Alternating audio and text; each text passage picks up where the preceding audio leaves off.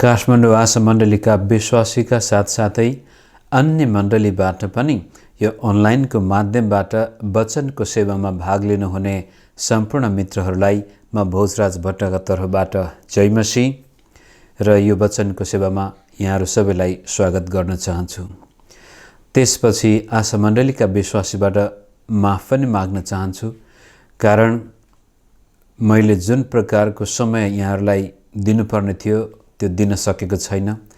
दैनिक तथा साप्ताहिक सेवाहरूमा पनि मैले चाहे जति भाग लिन सकेको छैन। त्यसका दुईटा कारण छन्।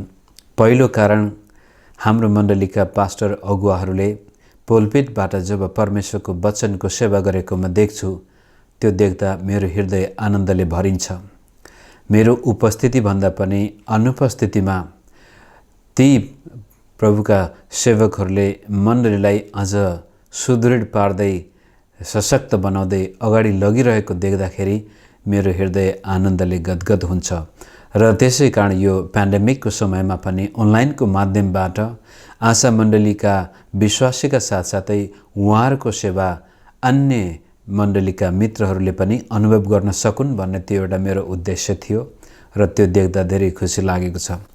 दोस्रो कारण, आशा मण्डलीमा त मैले विगतको झन्डै 3 दशकदेखि सेवा पुर्याउँदै आएको छु र मलाई थाहा छ हाम्रो मण्डलीका विश्वासी मित्रहरूले मैले पुर्याएको वचनको सेवकाईलाई धेरै स्वीकार गर्नुभएको छ, त्यसको कदर गर्नुभएको छ, त्यसबाट जीवनमा आशिष आएको गवाही दिनुभएको छ भने त्यस्तै किसिमले जसरी तपाईहरूले यो वचनको सेवकाईबाट आशिष पाउनु भएको छ, त्यो आशिष हाम्रो मण्डलीभन्दा बाहिरका विश्वासी मित्रहरूलाई पनि म दिन चाहन्थेँ, जसको लागि यो पेन्डेमिकको समयमा परमेश्वरले धेरै ढोकाहरू खोल्नुभयो।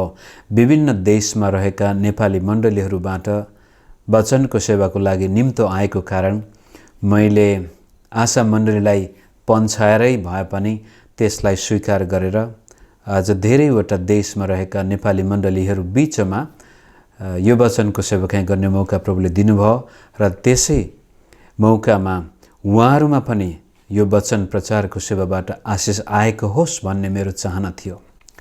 र त्यसलाई फराकिलो बनाउनको लागि मैले अर्को एउटा पाइला चाले। हुन त पोहोर साल पनि मैले वचनको व्याख्या झन्नै नयाँ नियमका थुप्रै किताबहरूको व्याख्या प्रत्येक दिन लाइभ प्रसारण गरेर मैले गर्दै आएको थिएँ, तर पछि गएर शारीरिक अस्वस्थताका साथसाथै प्राविधिक कारणले मैले त्यो निरन्तरता दिन सकेको थिएन। तर गएको 4 महिनाबाट हरेक बिहान भारतीय समयअनुसार 6 बजे र नेपाल 6:15 20 देखि 30 मिनटको एउटा प्रत्यक्ष वचन प्रसारण फेसबुक लाइभबाट गर्दै आएको छु र जसमा काठमाडौँका विश्वासी मित्रहरू बेला बखत म देख्छु। कतिपय परिवार त निरन्तर आइरहनु भएको छ, मलाई थाहा छ।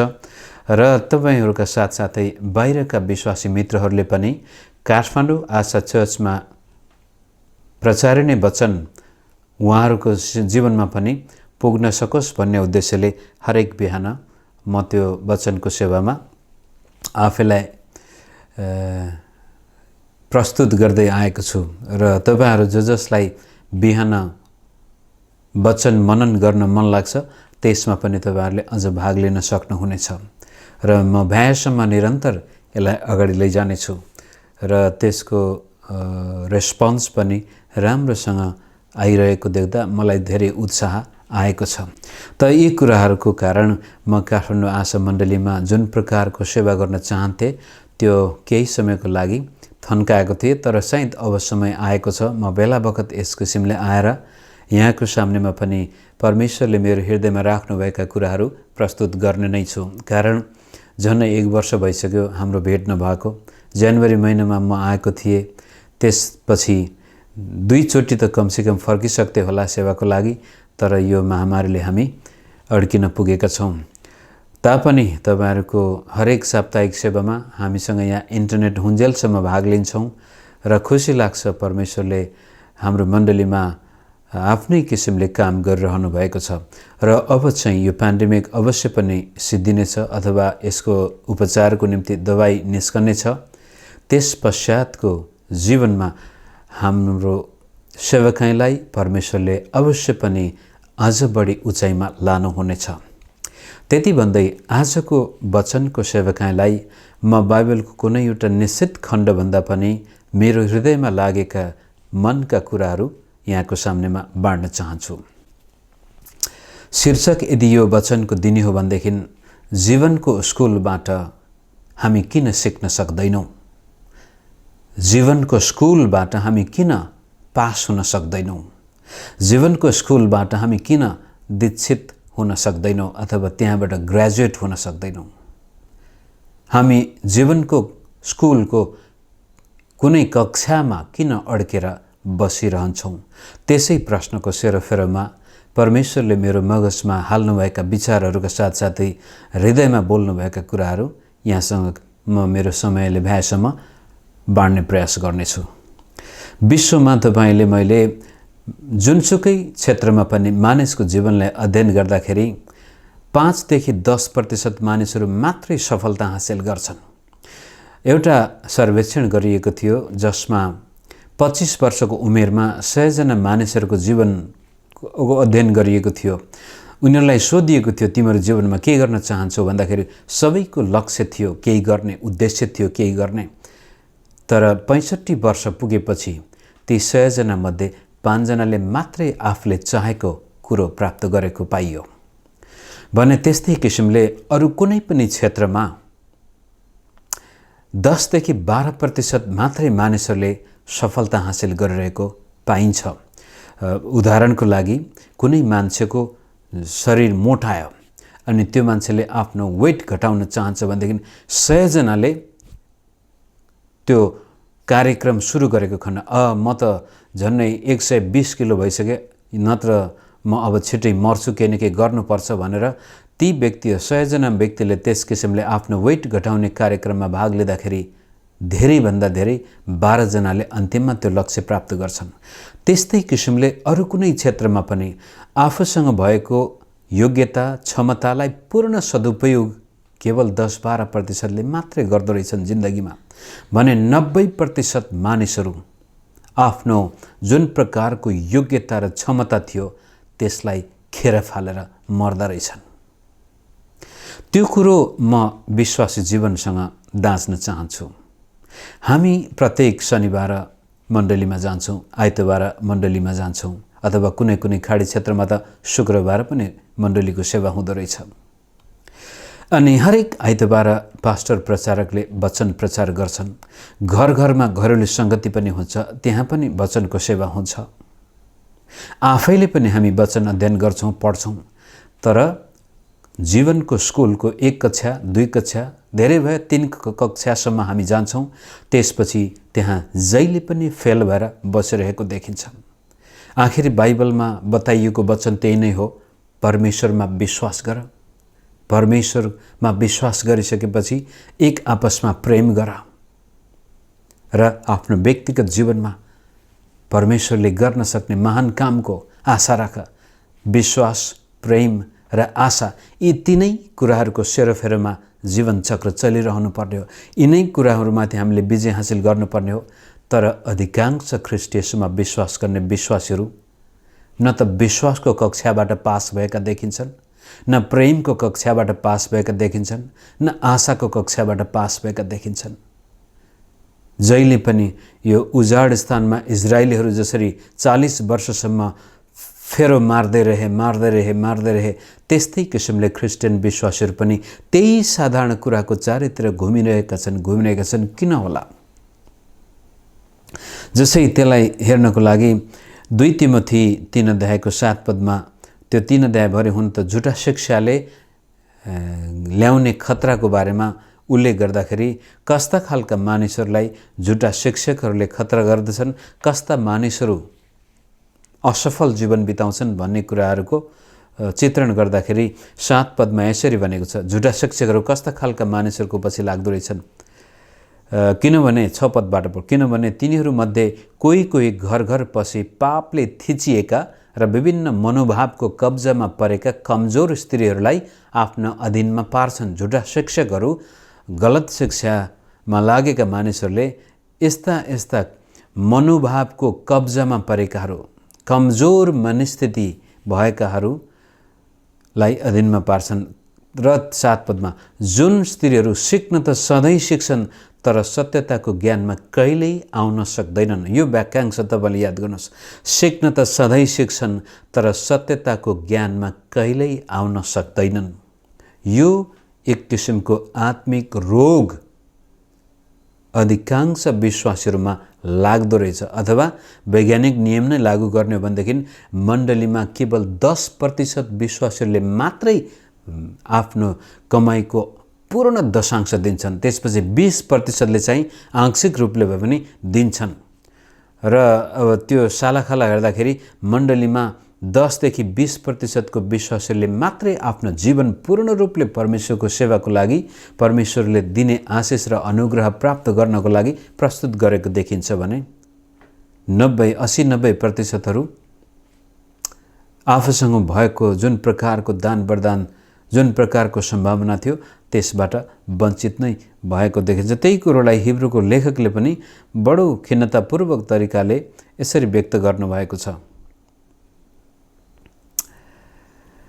5 अध्याय हिब्रू 5 को 11बाट यसरी उल्लेख गरिएको छ, यो कहिल्यै नहुर्किने विश्वासी, जीवनमा सफलता हासिल गर्न नसक्ने विश्वासी, जीवनको कक्षा स्कुलको एउटा क्लासबाट कहिले पनि अर्को क्लासमा जान नसक्ने विश्वासीलाई यस किसिमले व्यक्त गरेको छ। यस विषयमा हामीलाई भन्नु त धेरै छ तर बुझाउन गाह्रो छ, किनकि तिमीहरूको सुन्ने शक्ति मन्द भएको छ। किनकि यतिको समयसम्म त तिमीहरू शिक्षक भइसक्नु पर्दथ्यो, तर अझै पनि तिमीहरूलाई कसैले परमेश्वरका वचनको आधारभूत शिक्षाहरू सिकाउनु परेको छ। तिमीहरूलाई खदिलो भोजन होइन तर दूध चाहिन्छ। दूध मात्र खाएर बाँच्ने मानिस चाहिँ धार्मिकताको वचनमा निपुण हुँदैन, किनकि त्यो बालकै हुन्छ। खदिलो भोजन त परिपक्व मानिसहरूका निम्ति हो। यिनीहरूको मानसिक शक्ति निरन्तर अभ्यासद्वारा असल र खराब छुट्याउन सक्ने भएको हुन्छ। खदिलो अथवा पास हुने जीवनको स्कुलको कक्षा 1, 2, 3, 4 हुँदै 100सम्म हामी पुग्ने हो भनेदेखि हामीले खदिलो खानु पर्ने रहेछ, खदिलो खानेकुरा। र यो खदिलो खानेकुरा खाएको विश्वासीको मानसिक शक्ति निरन्तर अभ्यासद्वारा असल र खराब छुट्याउन सक्ने हुन्छ। अर्थात् अब त्यो व्यक्ति निपुण हुन्छ, आफ्नो जीवनमा परिपक्व हुन्छ, उसलाई शिक्षकको आवश्यक पर्दैन। अब ऊ आफ्नो खुट्टामा आफै उभिएर परमेश्वरले चाहेको जस्तो जीवन बिताउन सक्छ।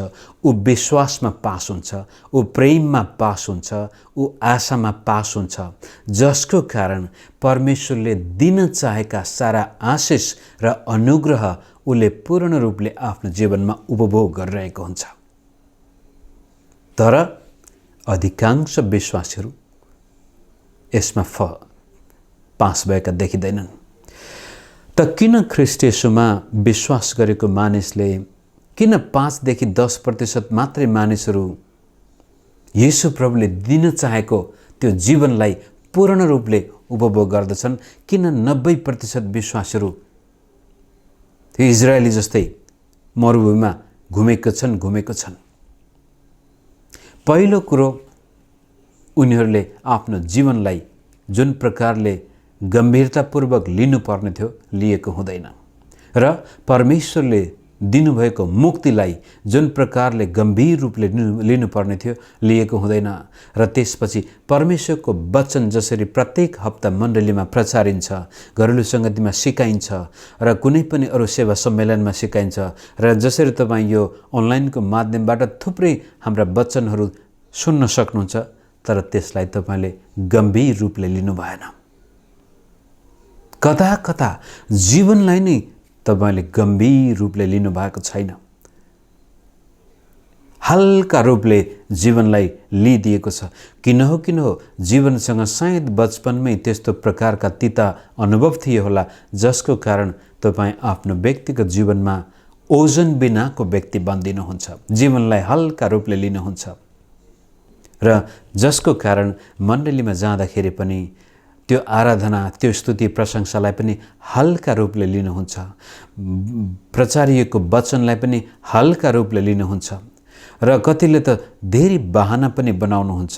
म त पढे लेखेको छैन, म त बुझ्दैन, यो पास्टरले प्रचार गरेको नै बुझ्दैन, यो गाएका भजनहरू नै म त गाउनै सक्दैन, मलाई त गाउनै आउँदैन। कता कता जीवनलाई गम्भीरतापूर्वक नलिएको कारण त्यसपछि सजिलै धेरै बहानाहरू हामी बनाउन सक्छौँ।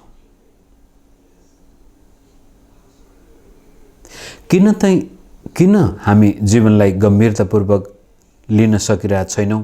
किन परमेश्वरले दिन चाहने जीवनलाई गम्भीरतापूर्वक लिन सकिरहेका छैनौँ भनेदेखि कि त ज्ञानको कमी हुनुपर्छ कि त विश्वासको कमी। ज्ञानको कमी पनि बडो दुःखलाग्दो एउटा अवस्था हो।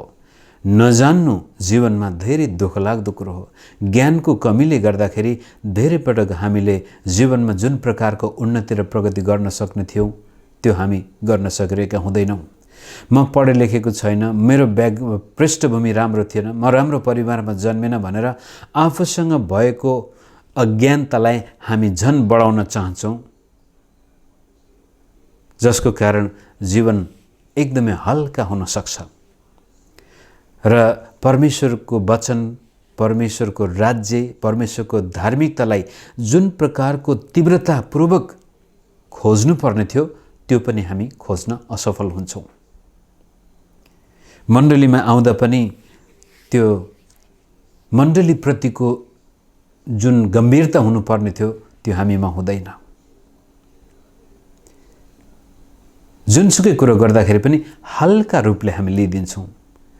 भनाइने छ यदि तपाईँले कुनै कुरालाई वास्ता गर्नुभयो, अलिअलि मात्रै वास्ता गर्नुभयो भनेदेखि त्यसमा तपाईँ केही सफलता पाउनुहुनेछ। तर साँच्चै नै वास्ता गर्नुभयो, उदाहरणको लागि तपाईँलाई हाम्रो आशा मण्डलीका विश्वासीलाई थाहा छ, म गुवाहाटीमा आएदेखि धेरै बिरामी भए,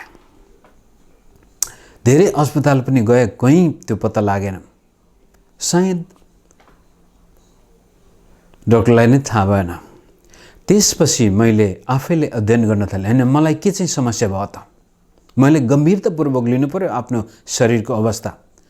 सुरुमा त ठिकै छ, दबाई खाएर ठिक भइहाल्छ भने, तर जति दबाई खाए पनि ठिक भएन।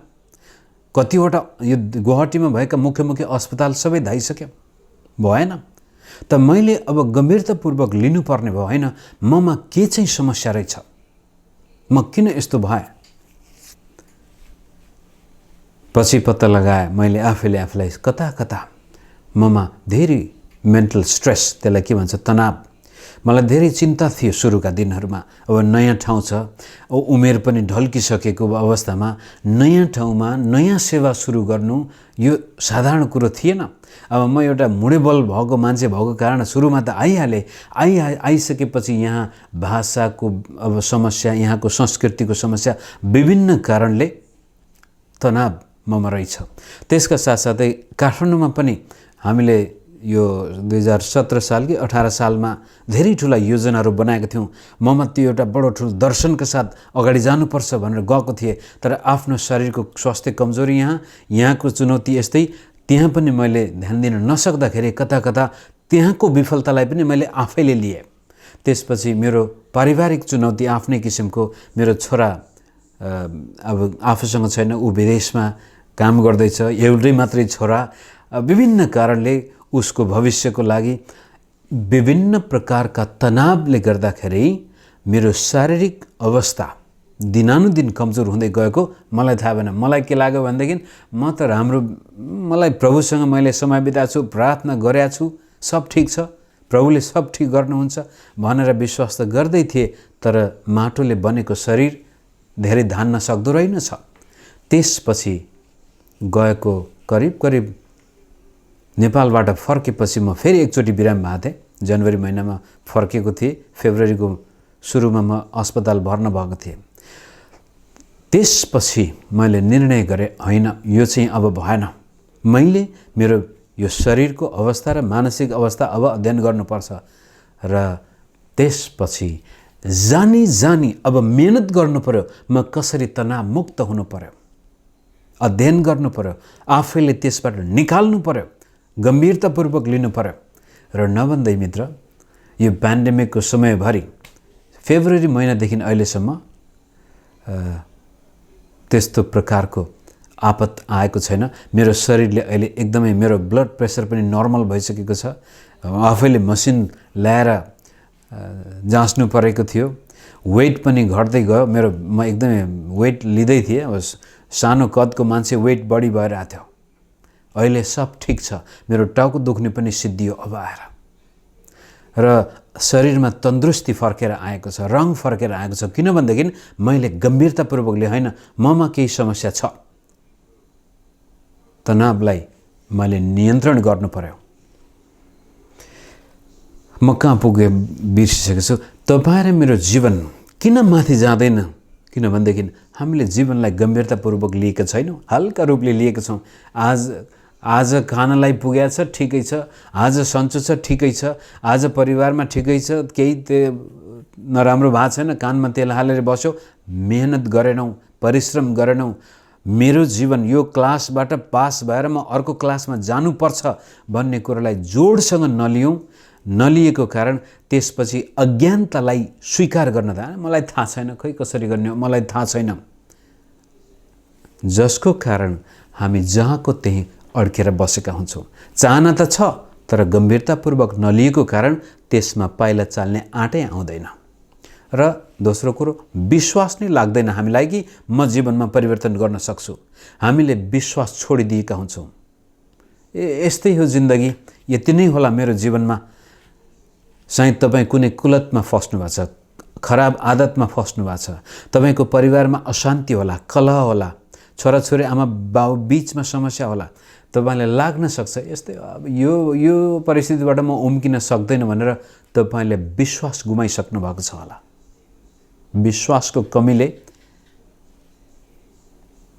तपाईँ कहिले पनि त्यो 1 क्लासबाट 2, 2बाट 3, 3बाट 4 हुनुपर्ने व्यक्ति 1 क्लासको 1 क्लासमै बसिरहेको पनि हुनसक्छ।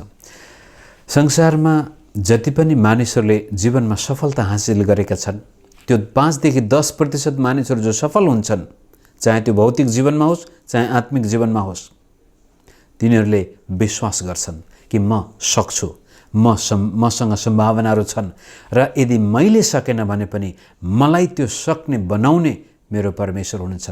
मर्कुस 9:23 प्रभुले भनेको वचन उनीहरूको मगजमा रजिस्टर भएको हुन्छ कि विश्वास गर्नेका निम्ति सबै कुराहरू सम्भव छन्। त तपाईले सानो नाङ्लो पसल थाप्नु भएको छ भनेदेखि त्यो नाङ्लो पसल थाप्ने व्यक्तिले यदि विश्वासका साथ त्यो नाङ्लोलाई हेरेर ए नाङ्लो आज त एउटा साधारण मानिसको हेलाको पात्र छस्, तर म विश्वास गर्छु एक दिन मेरो नाङ्लो पसल सटरमा परिणत हुनेछ र एउटा सटर मात्र म 2टा लिन सक्नेछु, 2टा मात्र नभएर म भोलि एउटा ठुलो व्यापारी बन्न सक्नेछु। त्यो विश्वास हामीमा आउनु पर्यो। यो विश्वासको कमीले गर्दाखेरि हामी त्यसपछि जीवनलाई हल्का रूपले लिदिन्छौँ। यस्तै हो जिन्दगी भनेर हामी छोडिदिन्छौँ, जसको कारण आत्मिक जीवनमा कहिले पनि प्रगति आउँदैन। त्यसै कारण मित्र, मेरो आज तपाईसँग मनको कुरो भन्न मन लागेको कारण यही हो कि तपाईले यदि जीवनलाई गम्भीरतापूर्वक लिनुभयो, तपाईको विवाहलाई गम्भीरतापूर्वक लिनुभयो, तपाईको सम्बन्धहरूलाई गम्भीरतापूर्वक लिनुभयो, तपाईसँग जो काम हातमा छ त्यो कामलाई पनि गम्भीरतापूर्वक लिनुभयो, तपाईको व्यवसाय छ त्यसलाई पनि गम्भीरतापूर्वक लिनुभयो र मण्डलीमा जब तपाईँ आउँदाखेरि मण्डलीको सेवा सङ्गतिलाई पनि गम्भीरतापूर्वक लिनुभयो, वचन सुन्नुहुन्छ त्यसलाई पनि गम्भीरतापूर्वक लिनुभयो र त्यसपछि परमेश्वरको वचनले भनेका कुराहरू अनुसार विश्वास पनि गर्नुभयो भनेदेखि तपाईको जीवन अवश्य पनि 1बाट 2, 2बाट 3 हुँदै परमेश्वरले जहाँसम्म चाहनुहुन्छ त्यहाँसम्म तपाईँ जान सक्नुहुने थियो। तर आज मण्डलीका केवल 5 देखि 10% मात्रै त्यस्तो प्रकारको जीवन अनुभव गरिरहेका छन्।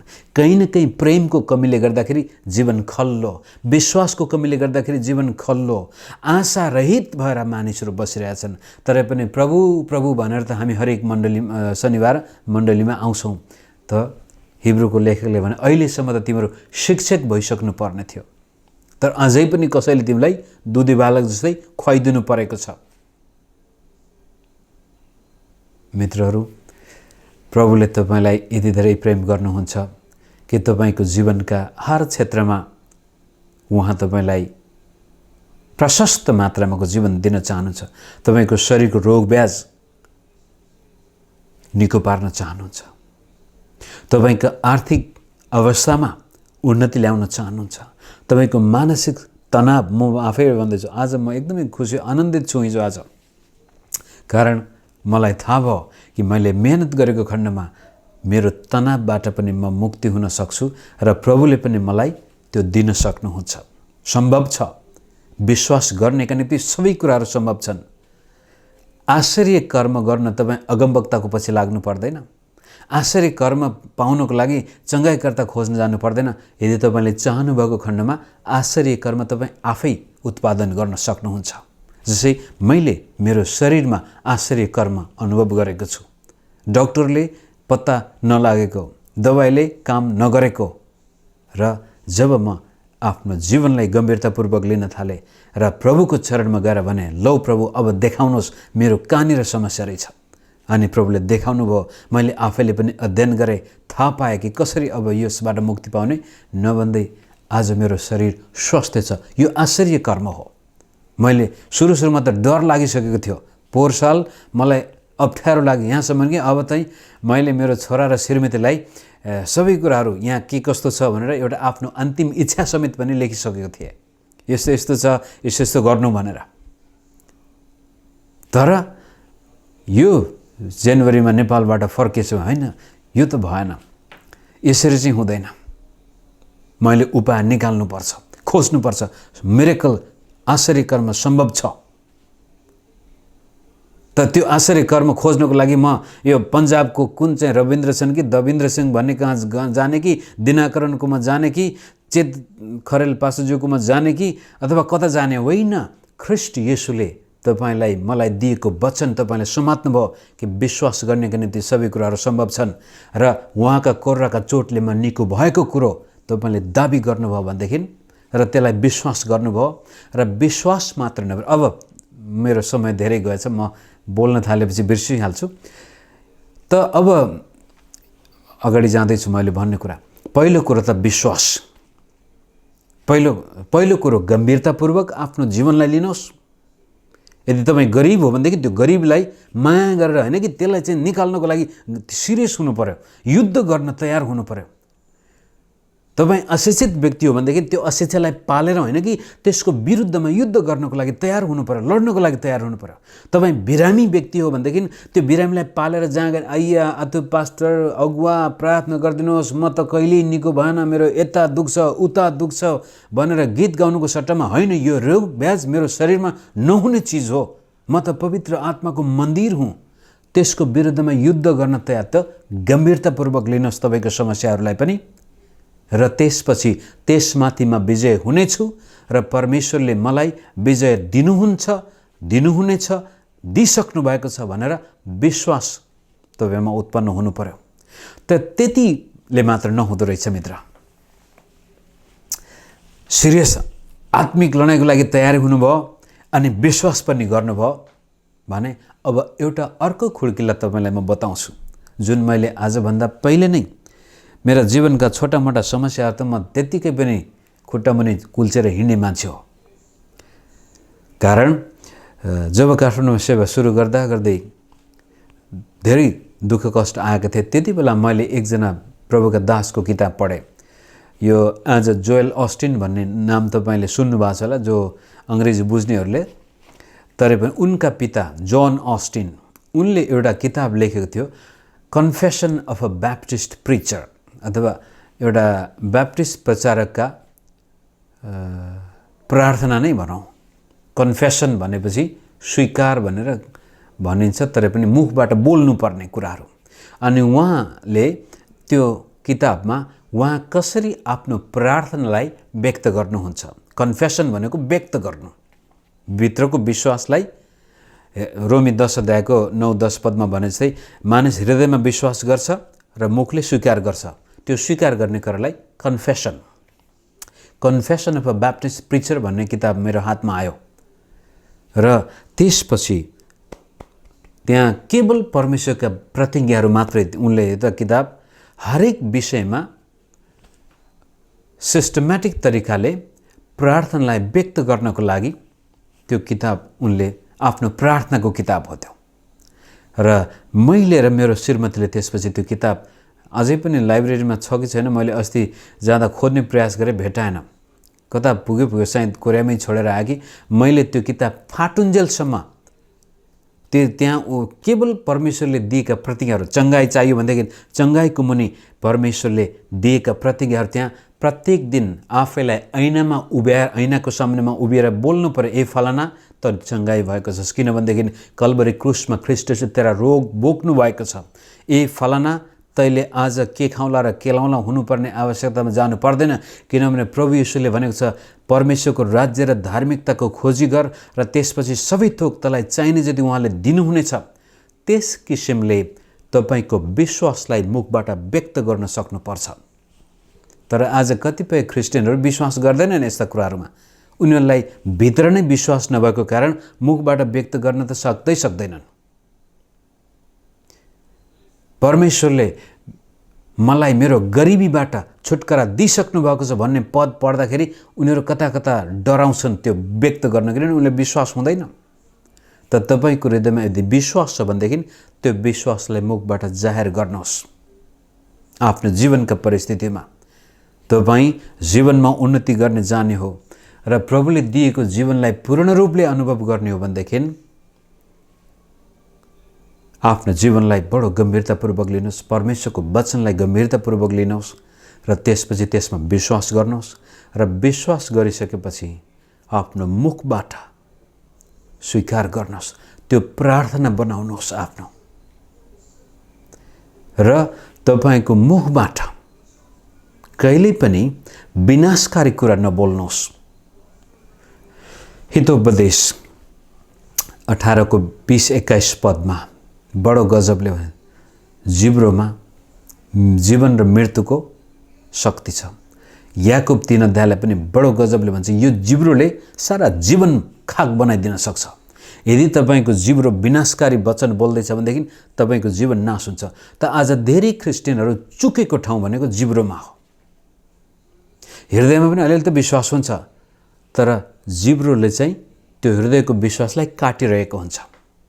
उनीहरू बिहान उठ्ने बित्तिकै प्रभु धन्यवाद, आजको दिन तपाईँले सिर्जना गर्नुभएको, म यसमाथि रमाउने छु भन्नुको सट्टामा तेरे आजको दिन फेरि कस्तो त्यहाँ जानुपर्ने, यो गर्नुपर्ने, के गर्ने होला, घर भाडा तिर्न सकेको छैन, बिरामी भएको छ, छोराछोरीको फिस तिर्न सकेका छैन, फलानुले मेरो विरुद्धमा के गरेको छ। नकारात्मक र जीवनभन्दा मृत्यु ल्याउने कुरा हामी बोलिरहेका हुन्छौँ। यदि बोलेका छैनौँ भनेदेखि मगजमा त्यो आइरहेको हुन्छ अनि परमेश्वरको वचनलाई त त्यहाँ ठाउँ नै हुँदैन।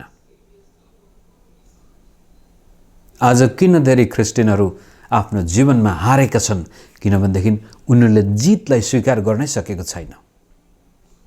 हारमाथि उनीहरू खुसी भइरहेछन्, कारण त्यही सोचिरहेछन् दिनरात जे तपाईँले सोच्नुहुन्छ त्यस्तै प्रभु मुखबाट निस्कनेछ, जे मुखबाट निस्कन्छ त्यो वास्तविक भएर आउनेछ र तपाईँ जहाँको त्यहीँ हुनुहुनेछ यदि बोली वचन फेर्नु भएन भनेदेखि। त आज यहाँ हाम्रो विश्वासीहरूलाई मैले भन्दै आएको कुरो हो, तर आज यो 10 महिनापछि फेरि मौका 9-10 महिना भइसक्यो, जनवरीदेखि लिएर अब आज तपाईँलाई सम्झाउन चाहन्छु। तपाईँको जीवनलाई गम्भीरतापूर्वक लिनुहोस्। यो जीवन एकचोटिलाई मात्रै हो। कतिजना आज 50-60 वर्षको भइसक्नुभयो, 70-80 पनि भइसक्नुभयो होला, फर्केर आउँदैनन् हाम्रा गएका दिनहरू। आजको दिन यति मात्रै हो, अब गयो सिद्धियो। त यसलाई खेर जान नदिनुहोस्। यदि आज तपाईँको शरीरमा स्वास्थ्य छ भनेदेखि यो सधैँभरि यस्तै होला भनेर त्यसलाई त्यत्तिकै हल्का रूपले नलिनु, गम्भीरतापूर्वक लिनु, यसको वास्ता गर्नुहोस्।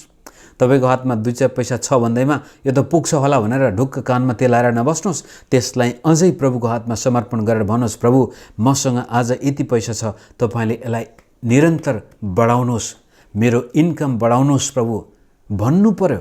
हरेक बिहान उठ्दाखेरि प्रभु तपाईँले मेरा सारा आवश्यकताहरू पुरा गर्नुहुनेछ, मलाई चाहिने सबै कुराहरू तपाईँले जुटाउनु हुनेछ। आफ्नो मुखबाट आफ्नो श्री सम्पत्तिलाई पनि आशिष दिनुहोस् र त्यस्तै किसिमले आफ्नो शरीरलाई पनि, आफ्ना छोराछोरीलाई पनि आशिष दिनुहोस्। आफ्नो कामलाई पनि आशिष दिनुहोस्। आफ्नो चर्चमा मण्डलीमा आउँदाखेरि त्यो मण्डलीलाई पनि आशिष दिनुहोस्। तपाईँको छेउमा दायाँ देब्रेमा कुर्सीहरू खाली हुन सक्छन्, त्यो कुर्सीलाई आशिष दिनुहोस् र भन्नुहोस् प्रभु तपाईँले यी कुर्सीमा बस्ने तपाईँका छोराछोरीलाई ल्याउनुहोस् मुक्तिको मार्गमा भनेर आशिष दिनुहोस्। तपाईँको पास्टर मण्डली पुलपिटबाट प्रचार गर्दैछ भनेदेखि तपाईँले मनबाट त्यो पास्टरलाई आशिष दिनुहोस्। कोही अगुवाले त्यहाँ भाइ बहिनीहरूले तपाईँलाई स्तुति प्रशंसाको लागि भजन गानको लागि अगुवाई गर्दैछन्, तिनीहरूलाई आशिष दिनुहोस्। भेटी उठाउनुको लागि डिकनहरू आउँदैछन् तपाईँको सामान थैलो लिएर भन्दाखेरि खालि त्यो कति छाड्नु छिटो त्यो थैलोमा हालेर हतार गर्नुको त्यो भेटीको थैलो बोकेर ल्याउने व्यक्तिलाई आशिष दिनुहोस्। तपाईँको अगाडि पछाडि बसिरहेछ त्यो व्यक्तिलाई आशिष दिनुहोस्। त्यस्तो प्रकारको आत्मिक जीवन तपाईँमा छ भनेदेखि तपाईँ अवश्य पनि 5 अथवा 10% पर्नुहुन्छ जो सफल हुन्छन् जीवनमा। तर जहिले पनि गनगन र किचकिच, अभाव र कमी, गरिबी, बिरामी, दुखी मात्रै आफूलाई देख्नुहुन्छ भनेदेखि तपाईँले जीवनलाई गम्भीरतापूर्वक लिनु भएको छैन। अरूलाई दोष दिनुहुन्छ, विगतलाई दोष दिनुहुन्छ, भाग्यलाई दोष दिनुहुन्छ, परिवारलाई दोष दिनुहुन्छ भने तपाईँ हार्नुभयो। अब त्यही उजाड स्थानमा इजरायलहरू घुमे जस्तै घुमिराख्नुहुनेछ। स्वर्ग त तपाईँ पुग्नुहुनेछ मरेपछि, तर बाँचुन्जेल दुःख कष्टमा त्यो अर्थहीन जीवन बिताइरहनुहुनेछ। तर यदि अर्थपूर्ण जीवन बिताउन चाहनुहुन्छ भनेदेखि तपाईँको जीवनमा आएको समस्यालाई पनि डटेर सामना गर्नुहोस् र त्यसपछि विश्वास परमेश्वरको वचनमाथि कि प्रभुले मलाई अवश्य पनि अगाडि लैजानुहुनेछ, यसमाथि विजय दिनुहुनेछ र विश्वासलाई आफ्नो मुखबाट जाहेर गर्नुहोस्, बानी बसाल्नुहोस्। अरू कसैलाई नभन्नुहोस्। लुकेरै बाथरुममा गएर गर्नुपर्छ भने बाथरुममा जानुहोस्, अथवा राति सबैजना सुतिसके कोही न एक्लै ठाउँमा त्यतिखेर प्रभुले ढोका बन्द गर प्रार्थना गर्दाखेरि भनेको। गोप्यमा भन्नु खोजेको मतलब तपाईँ अब बोल्नुहोस् आफैसँग। गरिब व्यक्ति तपाईँ हो भनेदेखि गरिबलाई येशूको नाममा निस्केर जा भन्न सक्नुहुन्छ र त्यसपछि सम्पन्नतालाई स्वीकार गर्नको लागि मगज खुला हुनु पर्यो, हृदय खुला हुनु पर्यो।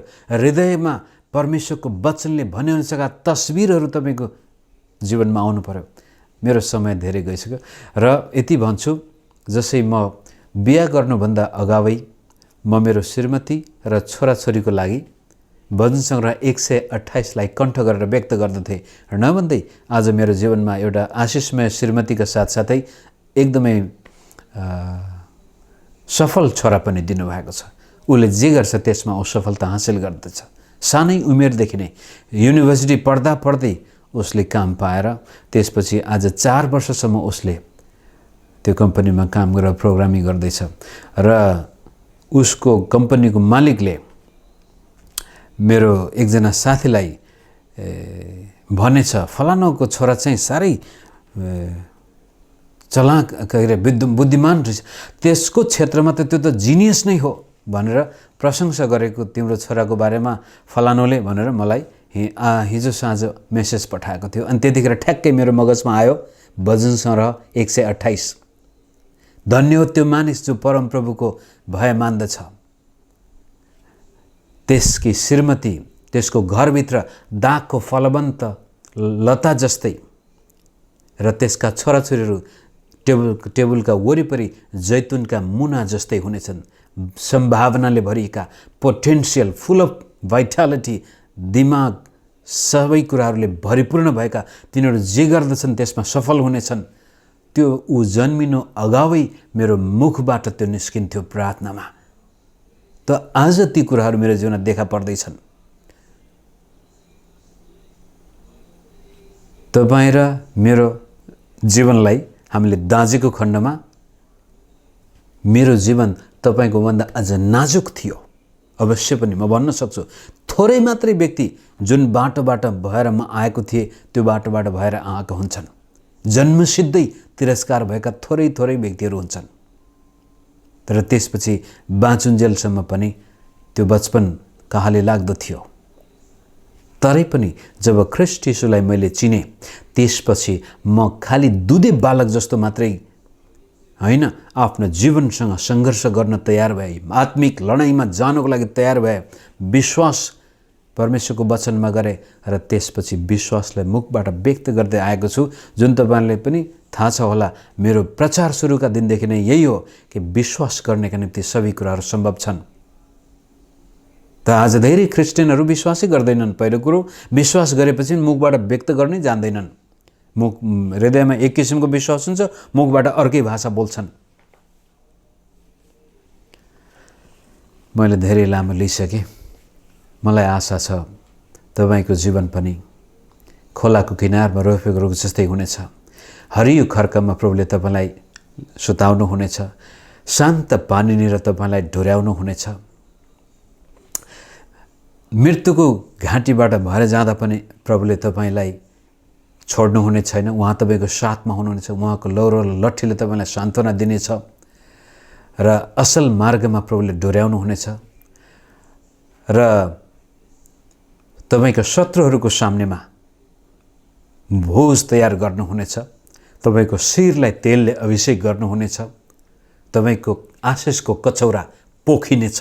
धेरै मानिसको निम्ति तपाईँ आशिषको मुहान बन्नुहुनेछ र जीवनभरि परमेश्वरको करुणा, दया, भलाइ तपाईँको पछि लाग्नेछ र तपाईँ उहाँको घर भवनमा उहाँलाई आराधना, स्तुति, प्रशंसा गरे नै रहने व्यक्ति बन्नुहुनेछ। त्यो मेरो विश्वास छ, त्यो मेरो आशा छ। आशा मण्डलीका विश्वासीका साथसाथै यो अनलाइनको माध्यमबाट यो वचन सुन्ने सम्पूर्ण विश्वासीको जीवनमा त्यस्तो जीवन आएको म देख्न चाहन्छु। त्यसको लागि तपाईँले सगरमाथा चढ्नु पर्दैन। केवल आफ्नो जीवनलाई गम्भीरतापूर्वक लिनुहोस्।